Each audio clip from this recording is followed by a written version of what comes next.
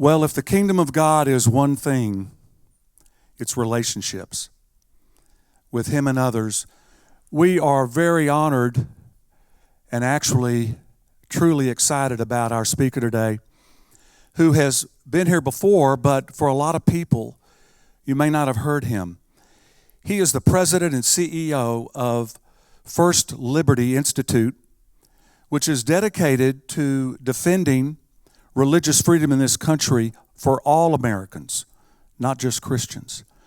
In praying about today and thinking about it, I came across a verse out of 2 Timothy chapter 2 that to me is very applicable to our speaker. Concentrate on doing your best for God. Work you won't be ashamed of. Laying out the truth, plain and simple. This is a legal organization. So they go throughout this country in courtrooms, laying out the truth.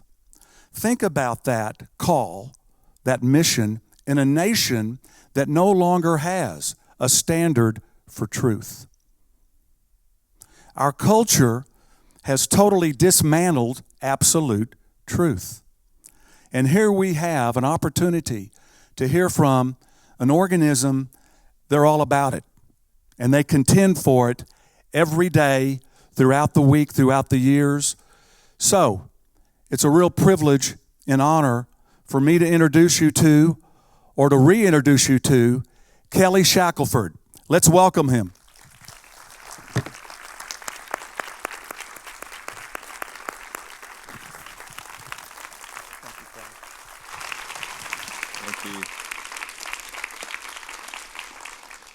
You know, I didn't talk about it. Sometimes when you come to the second service, you get stuff you don't get in the first service. You just made me think of something, Hugh. I didn't tell the story. I'll tell it real quick. We do represent different faiths. Most of our cases are Christians, but we had a case this week where an Orthodox Jewish organization in California was about to hit Yom Kippur. And before they could get there, a ceremony that has been used, followed for over 1,100 years, which was taking a chicken and a kosher sacrifice of the chicken, representing the blood that has to be spilled for the forgiveness of sins. Of course, we don't have that ceremony because we have Jesus. But an animal rights activist group went into court, and a judge issued an order banning them from sacrificing the chicken. And we got notice of this Monday night at 6 o'clock. And I say this not because I just give glory to God and the incredible team we have. We had, the next morning by 8 o'clock, a brief had to be filed. Okay, think about that. You got the client at 6, a very extensive constitutional law brief, because Yom Kippur is about to start at the next day at sundown. So the brief had to be filed at 8 in the morning. So we had not only our attorneys, but one of the first we grabbed one of the largest law firms in the world who agreed to come on this case and work all night. They joined our team who was working all night, and at 8 o'clock the next morning, a brief was filed, incredible brief. And that afternoon, we were in a hearing in federal court. One of our attorneys was on the plane the next morning on the way to Los Angeles, where this was in Irvine. And that afternoon, a 2-hour hearing, argument, at which we won a reversal of this injunction against them 17 minutes before Yom Kippur. So it's just incredible if you see some of the the people who work with us and what they do, and the volunteer attorneys. It really is incredible. First Liberty is the largest legal organization in the country that all we do is religious freedom. And so cases like that, I mean, that Jewish synagogue did not have money to go hire, attorneys and do all this. But, when we win that precedent, that's a precedent that applies to all of us. It applies to this church, to religious freedom, to every religious organization in the country. So that's why we do what we do, because we would all lose our religious freedom if there wasn't somebody, because none of us have the ability to go spend hundreds of thousands of dollars to hire a legal team when our daughter or granddaughter is told you can't pray over your meal in the lunch cafeteria at school. Well, how did I get involved in this? Back when I was in high school, I knew my gifts were in analytical thinking and speaking, and so I knew I either needed to be a pastor or a lawyer. And people said, that's like a God or Satan choice, isn't it, to be a pastor or a lawyer? And I looked at my DNA and I realized, I think I'm more built for, dispensing justice rather than mercy. So I'd probably make a better lawyer than I would a pastor. And I went to law school and got out of law school and was clerking for a federal judge. And you do that for 1 year. You sort of research and write opinions. And after that, it's a really unique experience because you get to see what it looks like being on the other side of the bench. What's persuasive, what's not, what's too much, what's too forceful, what's not, And so all the law firms want you to come work at their law firm. So I had all these wonderful offers. And I sat in my office and I just thought, I just felt like I'd suffocate if I went and did the regular law thing because I didn't feel like that's what God was calling me to do. So I thought, well, what do you want to do? And I thought, well, I want to use my legal skills. I feel like the Lord's shown me that I should do that because of law school. But I want to help pastors and churches and religious freedoms and our founding principles, and I'd even like to go to seminary part-time. And I laughed because there's no paying job to do any such thing. And 2 weeks later, 2 partners in major law firms, I'd never met these guys, called me out of the blue, said, "Could you go to lunch?" And I said, "Sure." And at lunch, they said, "Look, we started donating our time for religious freedom. It's now hurting our ability to make a living." So we were wondering, would you be willing to come on, do legal cases, help pastors, churches, religious freedoms, and our founding principles? And you can even go to seminary part-time if you want to. Now, being a mid-20s, maybe a little immature in my faith, I said, let me pray about it. Like that wasn't an answer to prayer. And the next day I realized, that was an answer to prayer. And they said, how much you need to live on? And I was making $28,000 as a federal clerk. And so these guys pitched in out of their pocket every month. And 27 years and 2 months ago, I started doing this. And now First Liberty Institute's the largest legal organization in the country that focuses exclusively on religious liberty. And I say that because I would have never planned any of that back then. All of us, none of us would ever have had the idea that we would have needed an organization like this to fight the things that we're having to fight. Only God could see ahead and say, I'm going to establish you, I'm going to build this thing up over a long time because there's going to be a great need.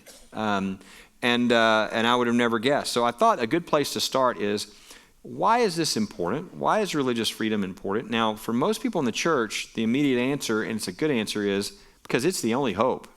It's the only hope for this country. You look at what's going on in the country, the only hope is for people to hear the truth and for their life to be redeemed. Now, we know that, but this is also important even if you're not a believer.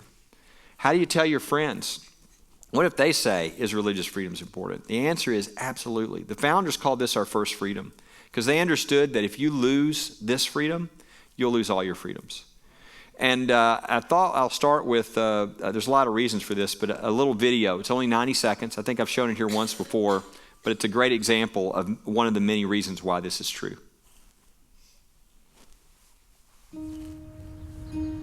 Some time ago, I had a conversation with a Marxist economist from China. He was coming to the end of a Fulbright fellowship here in Boston. And I asked him if he had learned anything that was surprising or unexpected. And without any hesitation, he said, yeah. I had no idea how critical religion is to the functioning of democracy. The reason why democracy works, he said, is not because the government was designed to oversee what everybody does, but rather democracy works because most people, most of the time, voluntarily choose to obey the law. And in your past, most Americans attended a church or a synagogue every week, and they were taught there by people who they respected. My friend went on to say that Americans followed these rules because they had come to believe that they weren't just accountable to society, they were accountable to God. My Chinese friend heightened a vague but nagging concern I've harbored inside that as religion loses its influence over the lives of Americans, what will happen to our democracy? Where are the institutions that are going to teach the next generation of Americans that they too need to voluntarily choose to obey the laws? Because if you take away religion, you can't hire enough police. Again, just one pretty obvious reason. I mean, you get to the real nub of it all. The one thing that totalitarianism can never allow are citizens who hold an allegiance to one higher than the government. So whenever you see totalitarianism or oppressive government coming into place, the first flashpoint is always religious freedom. There are these people that actually bow to a higher authority, and they can't allow that. And I can't tell you how many times I have speak around the country, and I have somebody come up to me from typically Eastern European countries, but they say, this happened in my country. There's a guy I'm thinking of right now, Peter Kaukas. He's dual citizen of Czechoslovakia and the United States. And he came up and he said, look, I'm not a believer like you. He said, but I saw this happen. He said, they took down the religious symbols, and within months, we lost all of our political freedoms. He said, so while I'm not a religious person, I think that what you're doing is the most important thing that anybody's doing in this country. And he handed me a check for $5,000. And he said, I'm going to be supporting you. And every 2 months we get a check from him, and he's not even a believer. He just understands his freedom and what he will lose. So this is important to everybody in this country, whether they understand it or not. And so how's it going? How is religious freedom going? Well, it probably doesn't surprise you. I've never seen anything like the attacks that I'm seeing right now. 2 years ago, I stood here and I read from you a subpoena of pastor sermons. Okay? Well, we just got another one of those 2 weeks ago from the state of Georgia from our client. He's been demanded to hand over all of his sermons and all of his sermon notes. So this is continuing to happen. One of our most recent suits, which we just had to file a couple of weeks ago, was on behalf of a woman who is actually banned by police officers from praying in her own home up in Kansas City area. I mean, the stuff we're seeing is stuff you could never even, you couldn't make these things up, right? Think of churches. 27 years ago, if you just said, oh yeah, you're going to be representing churches, I would have said, this isn't the USSR. We don't represent churches against the government. We probably average now about 2 churches a week that we have to represent, 2 new churches a week. State of Iowa, just months ago, said, we now are saying that churches are included under all of our places of accommodation, and we have places of accommodation laws, and that includes LGBT restrictions, and therefore we now are telling you, the church, whether you can name your bathrooms, male or female, what you can say from your pulpit, because if you say anything that is, quote, denigrating or discriminatory, then you violate our laws. And so we had can you imagine the state thinking it can enter the church and tell the church how it can run the church according to its theology? Well, there was a pastor there immediately who said, this isn't happening while I'm here. And so we could have filed a lawsuit, been really easy, but instead we sent them the letter and said, there's this Constitution thing that you really ought to read, and we're going to give you a chance. And sure enough, they immediately reversed their position. All this was in writing in public, and they went the other way. A victory for every church in the state of Iowa. But you know what? 2 weeks ago, the same thing has now happened in Massachusetts, and they're not going to back down. And it's going to happen in another state, and another state. And so there's going to be an assault, not just on religious freedom, on the church, on everybody. There's nothing off limits. We do this every year, a little summary of all the attacks on religious freedom. This is, you notice it's getting bigger. It's doubled in the last 3 years alone. And this is everything from, 5-year-old girl told, quote, it's not good to pray at school and banned from praying over a meal, to senior citizens who actually had their meals taken away because they were praying over their meals and they were federally funded, and that violated separation of church and state, they said. But if you go online to firstliberty.org, not that you want to print this out, but you can look at it, and what you notice just immediately is how pervasive it is. There's not a place you can go and avoid this. There's not a stage of life. It doesn't care whether you're rich or poor or young or old or what state you live in. It's everywhere. And by the way, and that's before most of this is before the Supreme Court decision on same-sex marriage, which unleashed all these other streams of litigation now that are having to be fought. Because, I mean, think about it. This happened during the oral argument. During the oral argument, the Solicitor General of the United States said, he's asking, the Solicitor General was asked a question by one of the justices. The justice said to the Solicitor General, this is the highest attorney in the country representing our government, he said, if we rule and establish this new federal constitutional right to same-sex marriage, how can we give people federal tax-exempt status if they're engaged in discrimination against that by believing that marriage is only a man and a woman? Well, anybody who's been at the Supreme Court knows that you win your case. You don't try to argue future cases. You win your case, okay? So everybody thought the Solicitor General would say, oh, we're not going to go after everybody's tax-exempt status. That's not what the Solicitor General said. His answer was, that will be an issue, Justice Alito. That will be an issue. The tax-exempt status of anybody who believes that marriage is a man and a woman. And now we're seeing it. We're seeing it happen. There's all arguments going on that you should not be able to take federal money, a Pell Grant or scholarship to any college or university that believes that marriage is a man and a woman. It's all the Christian universities that should not. In fact, there's arguments already going on that you should not be allowed to be in the NCAA. Right? If you're watching what's happening with the Big 12, one of the reasons why they're saying BYU should not be allowed in the Big 12 is because they discriminate. They believe marriage is a man and a woman. It's coming everywhere. And so the battles are incredible. It's come into the workplace. So it's, it affects people's, livelihood. You've seen all the cases with the bakers and the florists and the, photographers, right? Well, one of our cases is a case that most people have heard about. It's the couple out of Oregon. Christian couple. 5 children, started a bakery. A lesbian couple came and said, hey, we'd like to buy baked goods. And they said, oh, yeah, we're happy to serve you. They love this couple. But then they said, we want you to do our wedding cake.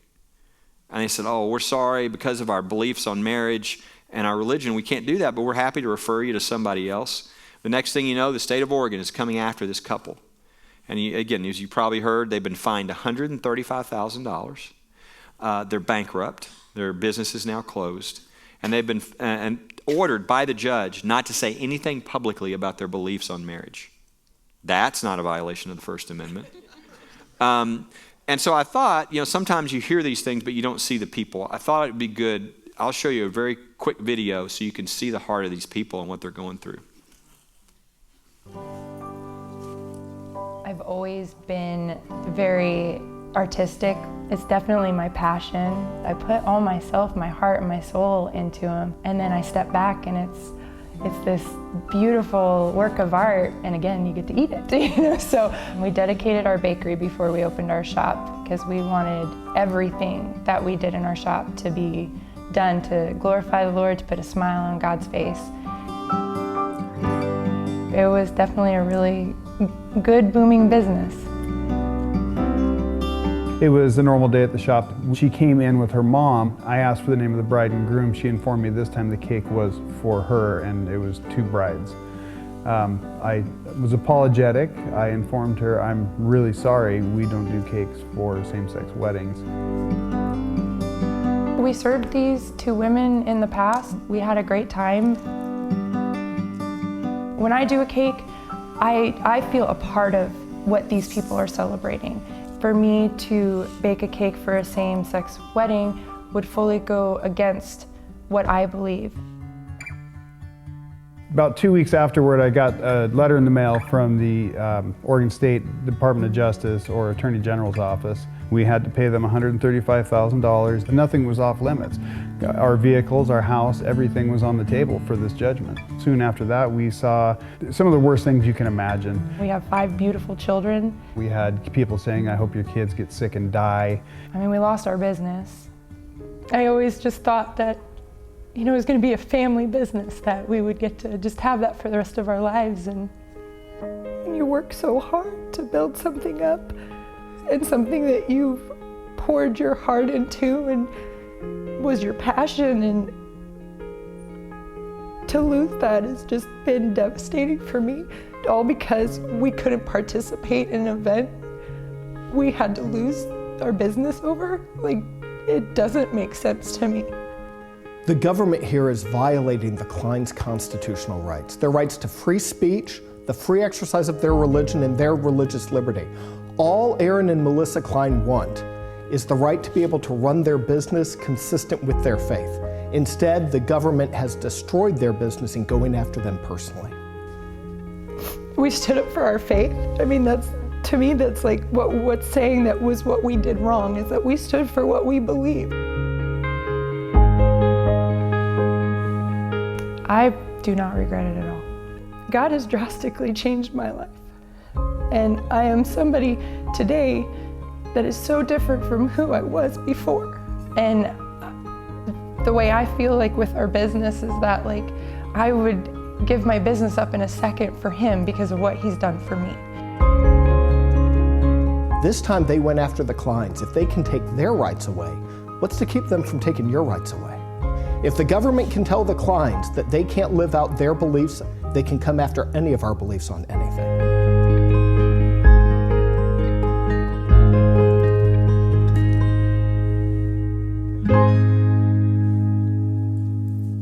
Again, they were in our office just a few months ago. It's been 3 years since their lawsuit started, and they got a death threat while they were in our office. So this is what they're having to go through. This is, of course, multiplied many times over. There's many of these lawsuits. There's florists. It's happening not just even in the wedding business. It's happening like we're having people lose their job because somebody at work finds out where they go to church or what they believe, and they're being fired. Totally illegal, but this is the kind of thing people are having to go through. And look, I'd point out, people look at the issues. I think of the future of our country and the workplace and all these things. I mean, look, if you don't have religious freedom in the workplace, you don't have religious freedom in the place where most people spend most of their waking hours.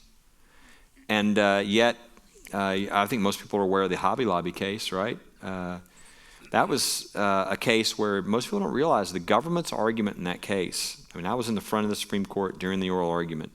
The government's argument was that once you go into a for-profit business, you are making a decision to waive your religious freedoms because you're now in the marketplace, okay? And they lost, right? Hobby Lobby won, 5-4. Justice Scalia was the fifth vote, okay? So people don't realize, but when they, elect the next president, they're going to elect that decision, right? And there's a whole bunch of others. And so I can't tell you where things are going to be in the future. But I can tell you we're in a real battle for these things. And I thought, what's the best way to kind of give it a feel real quickly, because we don't have tons of time. I can't go through 100 cases with you. I thought I'd take two areas and just a couple of the updated cases we have. One would be schools, and the other would be the military. Take the schools. Our newest lawsuit that we just filed in the schools is on behalf of Christian schools who were told that they could not pray before their football game. 2 private Christian schools in the state football championship in Florida, and the state of Florida said, but you can't pray. Why? Well, because it's government microphones. Well, I guess when you say Jesus over a government microphone, everything just explodes. I don't know. But this idea that, it's government property. Oh, so I can't talk about Jesus in a park, or I can't pray in a park, or we can't talk about our faith on a street or a sidewalk. So it's like banned. It's the new pornography in public.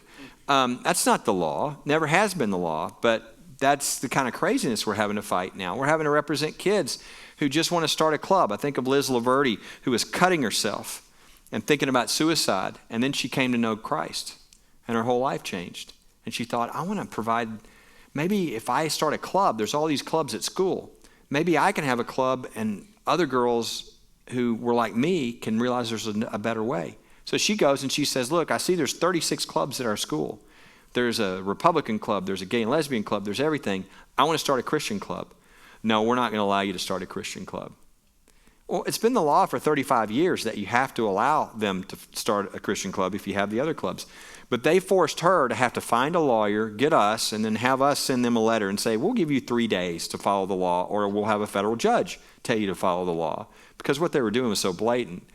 And they immediately said, we're going to allow her to have her club. But the fact that she has to, as a high school girl, That's what she has to go through. Now, the good news is she's now no longer at the school, and her brother is now leading the club, and it's a huge club, and it's growing. But that's the kind of atmosphere. And I think probably the best example of the kind of craziness of how upside down what we're having to fight would be the Coach Kennedy case. Coach Kennedy, 20 years in the Marines, got out, and the night before his first day on the job as a coach, he watched Facing the Giants, the Christian movie. And it just convicted him. And he said, Lord, we go to the middle of the field after all these games, and we slap the other coach on the back and say, good game. He said, I'm going to make a pledge to you that after every game, the first thing I'm going to do is I'm going to go to a knee, and I'm going to thank you for the privilege of coaching these young men. Isn't that odd? Now, he can go, this is controversial for him to go to a knee, but it's not for Colin Kaepernick to go to a knee and protest during the national anthem, right? That's okay. But what did they tell Coach Kennedy? They said, if you go to a knee, we're going to fire you. He did this for 8 years until last year. They said, we're going to fire you. Well, he made a commitment to the Lord, so he went to a knee and they fired him. And I want to show you a video so you can see this coach, his heart, and ask yourself, is this what we need to get rid of, or is this what we're praying and begging for coaches?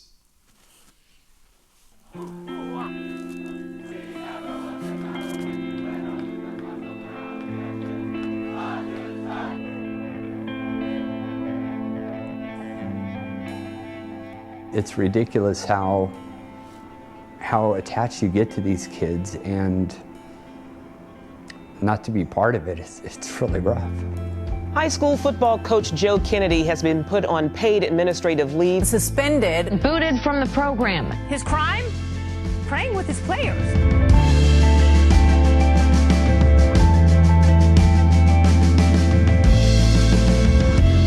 And no matter what that score says, at the end of the game... When it first started out, it was just myself. I first started just praying myself, giving, thanks for what the players just did and the opportunity to be part of it. And before long, it started being more and more kids.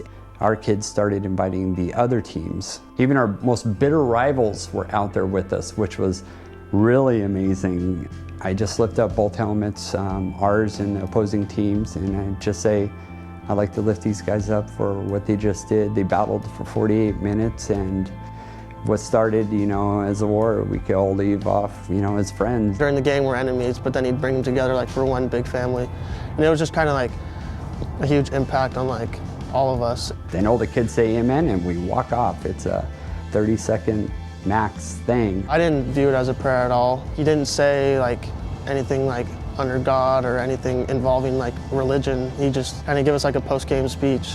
Just magical, because it brought everybody, even the other teams, back together as like just people, and it was awesome. This is what a team is about. At the end of the game, to come together. He always had the right thing to say. Nothing is ever required. It's what they want to do. My belief is my belief. I'm not trying to push it on anybody. Faith is a very personal thing for everyone, and it's just me giving thanks.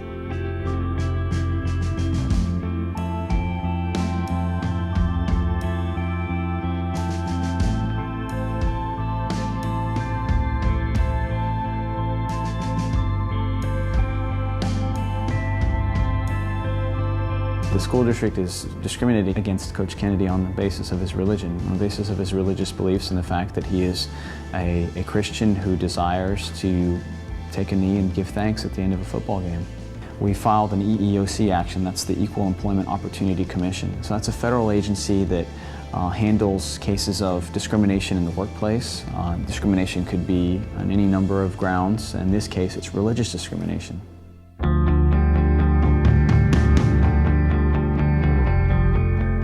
I would love my job back. I mean, that's what I'm asking for, is I want to be the coach again.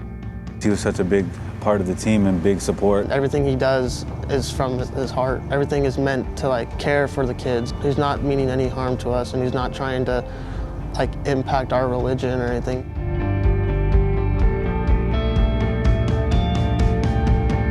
I spent 20 years in the military. This is definitely by far the hardest thing I've ever been through. I really had to just watch the game just like anybody else. On senior night, for the kids that didn't really have parents that supported them, he'd walk out with them and act as their parental figure. It just shows the good man that he was and the good acts that he did for us. I was going through some troubles at home with my dad, and he helped me, just sat me down, talked to me about how it's going to get better no matter what. I wanted him there because he was there for me.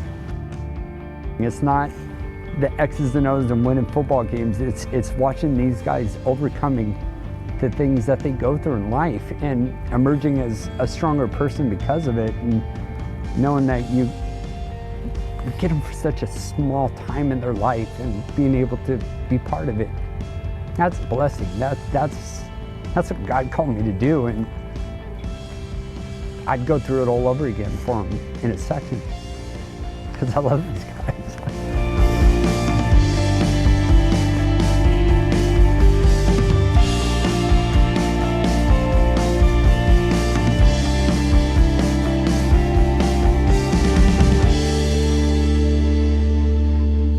Coach Kennedy and you think, this is the guy we want to run off? I mean, this is the guy we beg for. The atheist editorial writer for the Seattle newspaper wrote an editorial in which he said, if my son was old enough, this is who I would want to coach my son. Yeah, this is the guy that's fired. After the football game, the last football game of last year where he was banned from being on the field, he had to be in the stands. Every one of those football players after the game walked up to the stands with tears running down their face to hug the coach that they loved. So you want to see how backwards in the battles that are going on. I think that's it. It's a great symbol. Same thing's happening in the military. Now, good news, I think you guys know Chaplain Motter because he came and preached at this church. Of course, he was being attacked for, as a chaplain, answering biblical questions with the Bible. Imagine that, as a chaplain. And they were trying to destroy his career and everything. It was just outrageous. Good news is I come to you with reports of victory. And in fact, in September, I had the honor of standing on the deck of the USS Midway as Chaplain Motter retired with not only awards but additional commendations, and started his pastorate at a church outside of Chicago. So great news about Chaplain Motter. But this is the kind of thing chaplains are having to go through. I mean, they're under assault in the military. And it's not just chaplains. Of course, I've talked to you before about these attacks on the veterans memorials. Any veterans memorial with a cross, there's lawsuits being filed. Of course, we had the Mojave Desert one a number of years ago where they actually put a bag over it while it was on appeal to the Supreme Court. It had been there for over 70 years. Just a lone 7-foot cross in the middle of the desert put up by World War I vets. And I know people say, yeah, but you won, the bag's off, the cross is back up. Yeah, we won, 5-4. Justice Scalia was the 5th vote. Here we are again. Is the law going to be the bag, or is the law going to be the cross up without the bag? And now we've got the Bladensburg cross. This was put up over 90 years ago, and in part by the money from mothers who lost their sons in World War I. And the American humanists have now filed a lawsuit. You can't have this. This is on government property. It has to be torn down. We won at the federal district court, but now we're one of the more liberal courts of appeals in the country, and nobody's sure what's going to happen. It's going to be argued in early December. But it's not just happening with, memorials. It's happening internally. Chaplains. We just finished, well, we're not finished with the case, but we just got a decision from the highest military court in the country affirming a court-martial of a Marine because she had a scripture verse on her desk that she didn't remove. No weapon formed against you shall prosper. And part of the rationale for the decision from this judge was that you have to get permission from the government and approval before you can exercise your religion. Now, this statute was not a statute that was for the military. This is a statute that protects you and me from the federal government. And they said, no, you first have to go get pre-approval. Then once you get pre-approval, you can exercise your religion. That's not the way it works in this country. So we're having to appeal directly to the U.S. Supreme Court on that case, just to give you a feel for the kind of things that are going in the military. And then our newest case is a man who served 33 years, and then got out, and I don't know if you've seen flag folding ceremonies, but a lot of times done in the military, especially private retirement ceremonies, etc., Well, while they're doing the flag folding, there's a certain speech given, and this guy gives a really excellent, he has a speech that he gives where he ends by saying, God bless our flag, God bless our troops, God bless America.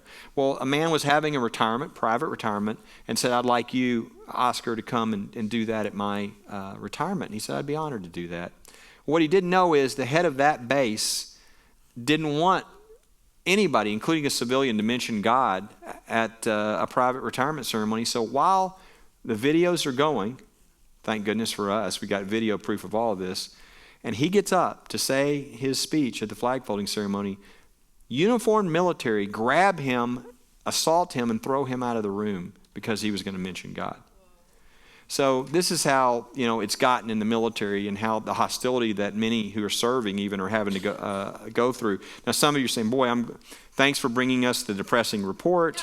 So the good news is that we have a method of dealing with this, and it's working. And it's not just a method, it's God's method. And that is, if you look at the legal nonprofits that are out there, they do the same approach, which is raise as much money as you can raise, hire as many attorneys with that as you can, put them in an office in D.C. or New York or L.A., and then fly them around the country and cover as many cases as you can. That's not our model. Our model is there's all these people who went to law school because they're people of faith and they wanted to stand for what was right. And 30 years later, they're the best lawyers at the best law firms in the world, in the country, and they've done honorable work, but they, for their clients, but they've never gotten to do a case for the kingdom. And so we go and we sit down with them. We say, look, if we give you everything you want, are you willing to give your time on one of these cases? They're like, man, I've been waiting my whole life. Sign me up. So we know what's going to happen when we give them that first case. I mean, think of your gifts, getting to use your gifts for the first time in your life directly towards the kingdom like that. I mean, they've never felt this before. All their talent, all their gifts, all their training, everything they learned lined up. It's kind of unfair, but we now know we have them for the rest of their lives as one of our volunteer attorneys, because they got to do it again. And they give cover to the younger attorneys who get to work on the cases. And so if you take the top 100 law firms in the country, you'd find that a significant number of those don't just give their time on our cases, they fight each other over who gets to give their time on their cases. And my original goal was, I kind of like to squeeze all I can out of a nickel, and so my original goal was, hey, we can get more done. And sure enough, for an average case, every $10,000 we spend, we get $60,000 donated. It's like Jesus with the loaves and the fish. This is how Jesus multiplies our resources. But what I didn't count on, and this is totally God's plan, is the win-loss ratio.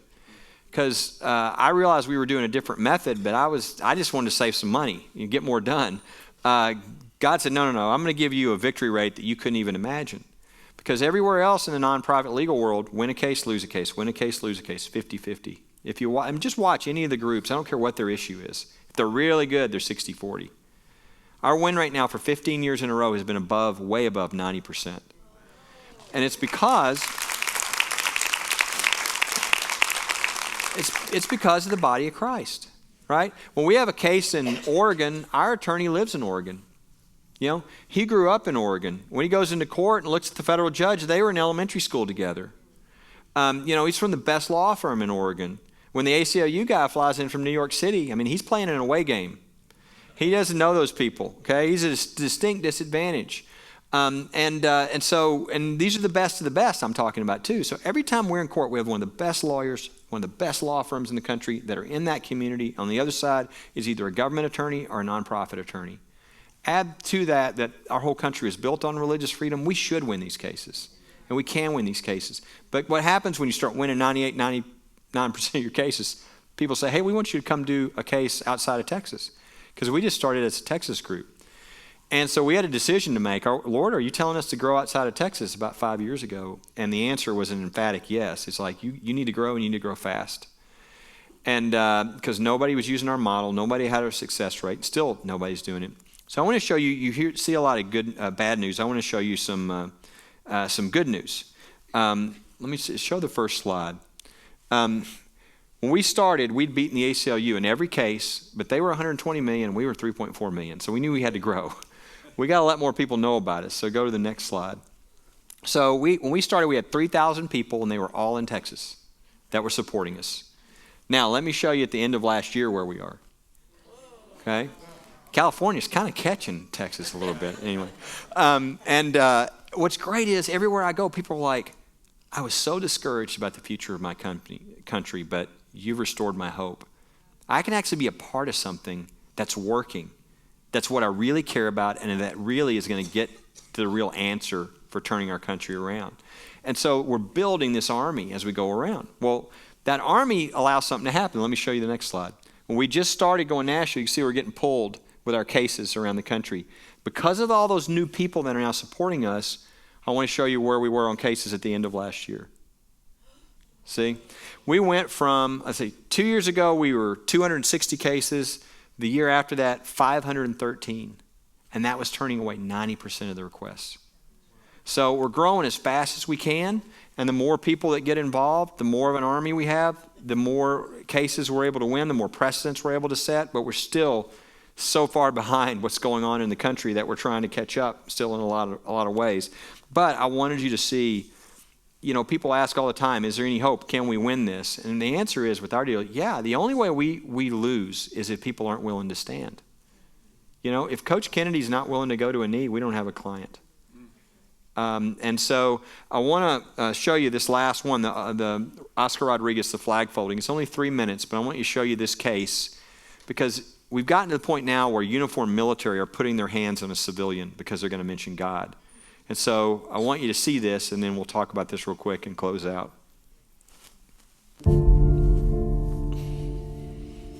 I knew that very early in life that there was something incredibly special about this country. When I was a child, during baseball games, one of the most emotional parts of that was the national anthem. And I always tried to hide my tears from my brothers because I knew that many men died for that freedom to be able to have a hot dog and watch a baseball game. And when you see that flag waving, it resonated in me. And I knew that I had to be there. I had to participate in this. So I knew that when I turned 18, I was going to join the military. Well, Oscar Rodriguez is a decorated 33-year Air Force veteran and a retiree now. And he has a history of giving very stirring and moving flag-folding speeches at military events and civic events throughout the community. One of the individuals that came up to me and shook my hands, he was going to retire. He says, Sojourn Rodriguez, I've heard that speech on CDs. I heard it in person a long time ago. It would just be wonderful if you could do that for my family. And I looked to him and I said, absolutely. As a private citizen and an Air Force veteran, Oscar has the right under the First Amendment to engage in speech, including religious speech. To have my fellow family throw me out of the ceremony because of the mention of God is beyond me. When Master Sergeant Roberson's commanding officer found out that Oscar was going to be performing this flag-folding speech that was going to mention the word God, he took steps to have Oscar banned from the ceremony, and when he found out that he didn't have the legal authority to ban Oscar, a private citizen, from this ceremony, he then had members of his command in uniform show up to remove Oscar.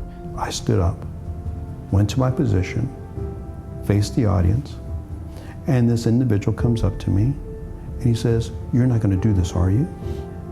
I'm thinking, so what is he talking about? That I'm really going to do what? Mention God? Yeah, I'm really going to do that. As soon as I hear my cue, I start with my speech. And they grab me, and they pull me, they assault me as the flag is open because I dare to mention God. The tragic irony here is that flag-folding speech talks about the fact that the United States flag stands for freedom of speech, freedom of religion, freedom of conscience. And it was those very words that resulted in Oscar being assaulted and forcibly dragged away by men wearing the uniform of the United States Air Force, men who are sworn to protect people like Oscar and their right to engage in that very speech. Our military service members make huge sacrifices to defend our freedoms every day. We're committed to defending the religious freedom of every U.S. military man, woman, and veteran, just like Oscar. It is this one nation under God that we call with honor the United States of America. God bless our flag. God bless our troops. God bless America.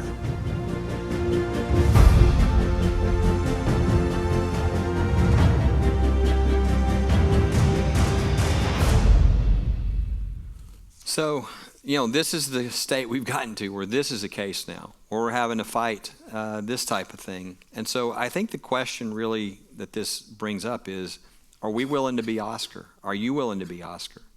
Right? Are you willing to be Coach Kennedy? Are you willing to go to a knee even if it means losing your job? Think of your own life, the situations you're in. There might be situations right now where you're being given those opportunities.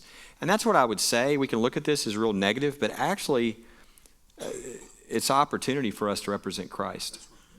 We have it's bad that things have gone the wrong direction, but wow, if you follow Christ today, you're really going to stand up and stand out. And so we've got tremendous opportunities to stand and to make a difference. And when people do stand, like an Oscar or like a Coach Kennedy, are we willing to stand with them? We really need that in the body of Christ. One of the things I hate to tell you is most of our clients, half of their Christian friends will turn their backs on them when this stuff happens because they're in the middle of controversy and they don't want to be near controversy. We need to stand with our brothers. So is there somebody you're seeing that is standing? Are you standing with them? Because that's what we need to do. So I would just encourage you. I think we're in a Joshua 1 time where God's telling us be strong and courageous. And we're going to have lots of opportunities, and we've got to keep our eyes open for faithfulness and how to do that. Now, those people in Joshua 1 ended up in the promised land, so it turned out okay for them. But we're going to have those opportunities. And so I know a lot of you here are already getting our info. If you're not, we have a table out there. I'd love for you to sign up. I would love everybody in here to at least get the emails where you can see what's happening and you can pray for people when you see the new cases. And you can share this information with other people. Like, what are your rights in the schools, in the workplace, in the military, whatever. The more Satan loves to intimidate people out of doing what God has them wanting to do. I don't care whatever you want to do that has impact, there will be an attempt to intimidate you, right? So if we can give truth, and if you can give truth from what we're providing to other people, that will make them bold and take away that fear that they'll know the law's on your side. You're good. There's people behind you. Then you could cause a lot of things to happen. So I just want everybody to be on our list so you can see what's going on, you can empower other people, and you can be involved with what we're doing, and you can do that on your way out. Let me just say, I've said this before, I love this church. It's one of the most special places I come every year. I feel like it's a place where, I come tired or wounded, I get salve put on, because it's just a place of great love, and I love Hugh, and just really appreciate the opportunity and the privilege of even being here. God bless you guys.